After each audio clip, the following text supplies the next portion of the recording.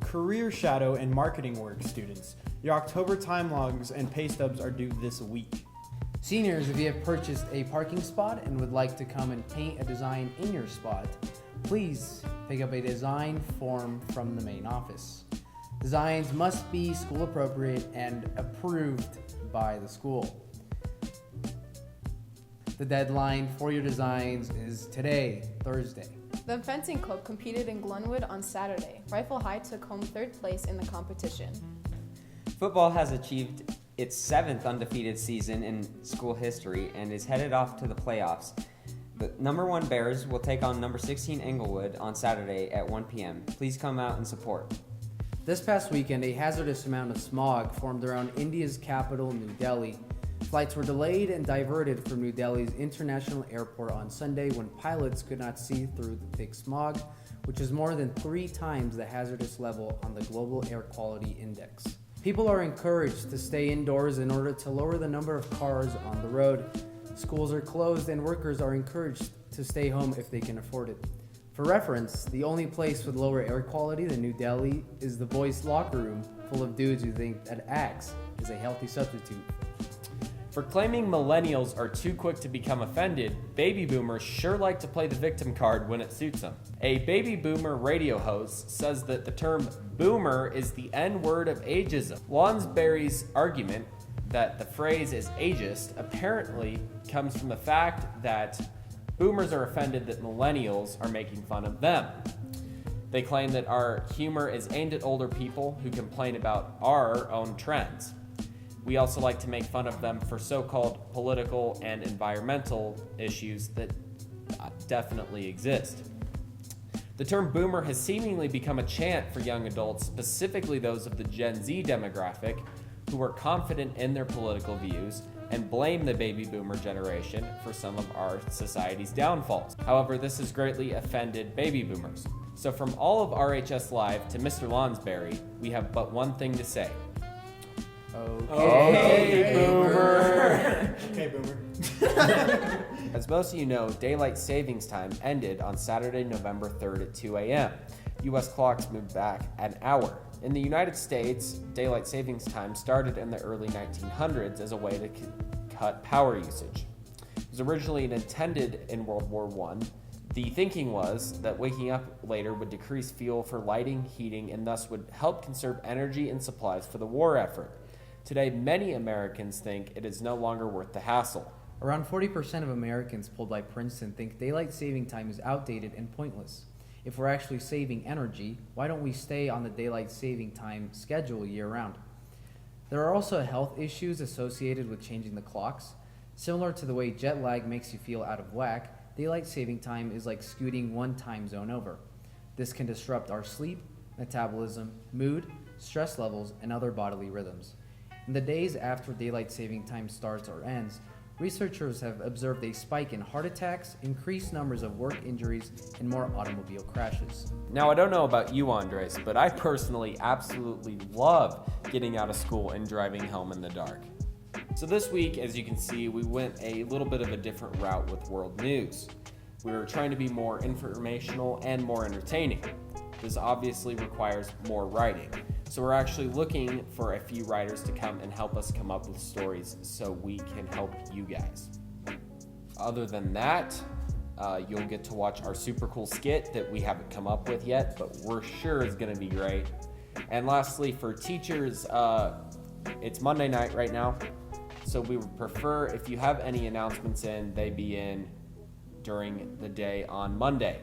That way we can get it filmed and Aiden doesn't have to stay up till 3 a.m. editing on Wednesday night, even though he'll end up doing that anyway.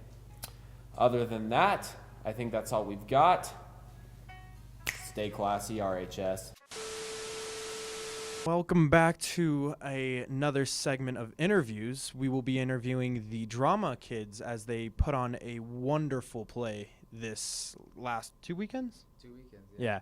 It was truly amazing, and we feel that for as much work as they put in, they do not get enough love for, honestly, I was just jaw-dropping great. You guys missed out if you didn't go. And we're here in the library green screen room, which is a new addition to the library this year. You guys can come in and record things just like we are right now, and they might be as good or better than our recording studio. The lights in here are amazing. The resources that we have here are just top notch. So And they did get a new iMovie. So if you are interested in that, they have a new version of iMovie on the Macs. So if you want to make your own cool videos, I know that they're always open for that. yeah, so we'll be doing the interviews here. Please come. Feel free to come in here, check out the room, use it for something. It's here for you guys to use. And without further ado, let's get into the interviews. So here we're joined by Noah, who was a lead. What character did you play? I played the daft car salesman and terrible father, Mr. Wormwood. How does it feel now that all that chaos and all that stress is lifted off your shoulders? It feels like it's boring. I don't know what to do with my life. I actually have a life that I have to live instead of being on stage 27:58. Is there anything else you want to say to the people watching? No. A man of not many words. Hello again. We're here with Aaron, who was the lead role in what character were you? I played Miss Honey. Miss Honey. How do you feel now that the play is over? Happy, but also kind of nostalgic because it was a really fun play to work on, but it took up a lot of time and energy. But it was an overall great experience. How do you balance school and drama with how much time you guys spend in the auditorium? It really depends. Sometimes it's work that I can push off, and I'll push it off till like the end of like the week or something, and do everything on Saturday and Sunday, and that's about it. Alrighty, well, thank you. Anything you'd like to say to your audience? Come see the play. Alrighty, thank you. Here we're joined by Seth. He was the crew captain. Now, sort of explain what crew captain means, because I know a lot of people don't only see the production. They don't see what happens behind the scenes. Okay. Crew captain, that's mostly just the job of yelling at people and telling them where and when to go. Any of the scene changes that you would have been seeing would have been by my cue. Am I good at it? Probably not, and a lot of the crew picked up from my slack. So, but yeah, I just yell at people, so it's fun. You'd like to say it's pretty much it. Stay hydrated. You heard him. Drink your water. Hello, guys. So we're here with Gene, the stage manager of the play.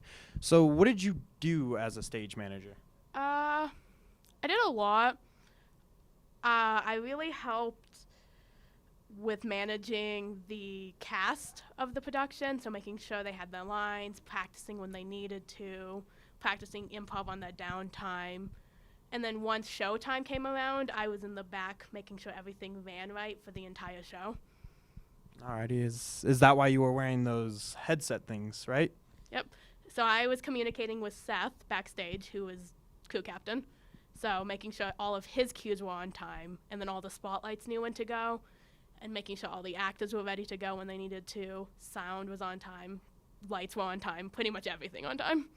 Anything you'd like to say to the audience at hand? We'll have a play in the spring. We'll have a play in the spring, so make sure you come watch it. Alrighty, well, thank you, Gene. We're joined by Mr. Van Alstyne, the director of the play. Now, what goes into being a director? What are your duties? What do you have to be in charge of? So directing really starts, I started working on Matilda last year in December before we had really kicked everything off. So it's kind of making all the creative decisions, ordering rights, getting everything set for that kind of big announcement of the show, and then auditions. And then after that, your job is to cast all of the talent and then to go through and work with everybody so that your creative vision of the show is in place. So it's pretty much equivalent to being a coach. You're drawing up the plays and making sure they're executed properly. So if you do your job right, they get to go shine, and then I just get to sit back and watch. Okay, wow. Well, you said that you started from December? Yes. And I picked up on, you said that you have to get rights for the play. What is that? Yes. So the people who write the plays and musicals, if we want to do them, we end up having to pay them a fee since it's their art that we're performing. So there's a licensing company that we have to go to, and we end up forking over a couple $1,000s for the kind of privilege to do their show. Oh, wow, that's kind of cool. Well, certainly didn't know that. So how does it feel now that, you saw how the production sort of came about, you saw it performed a million times. How does it feel now? Do you feel like you have a weight lifted off your shoulders? Yeah, definitely. When it's been in the process that long, it feels really nice to have it done right now. And it's been really cool to kind of watch it all unfold. So everybody worked their tails off. We had such a good kind of team working on it. I had my kind of vision for what I wanted it to be in my head, but it turned out so much better than I could have ever imagined. So I just get to kind of enjoy how awesome it was now, reminisce. Right. And Seth was in here earlier, and he said something about ThesCon. Could you sort of explain what that's all about? Yep. ThesCon is a annual conference that they have in Denver. It's for all the high schools in Colorado bring their drama departments to it. So last year when we were there is actually when I ordered the rights for Matilda. We were at a workshop, and I got a little notification on my phone they were available, so I bought them right there on the spot. So if we get picked for that, it's about 4,000 people you get to perform in front of. They pick their 2 favorite shows from across the state. A lot of times it's those Denver art schools and stuff, so something from the Western Slope we've never really seen there.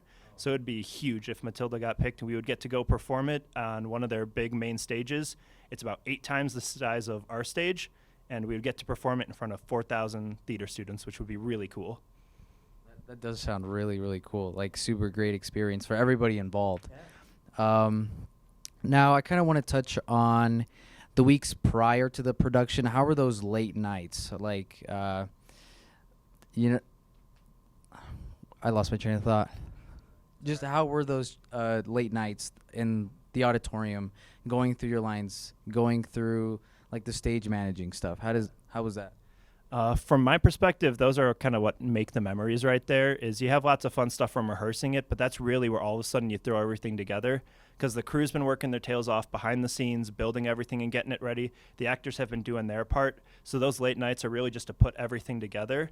So we usually have one big rehearsal called a cue to cue, where you go through and you sit there and sync up every little page of the script with what's happening tech-wise, what's happening acting-wise.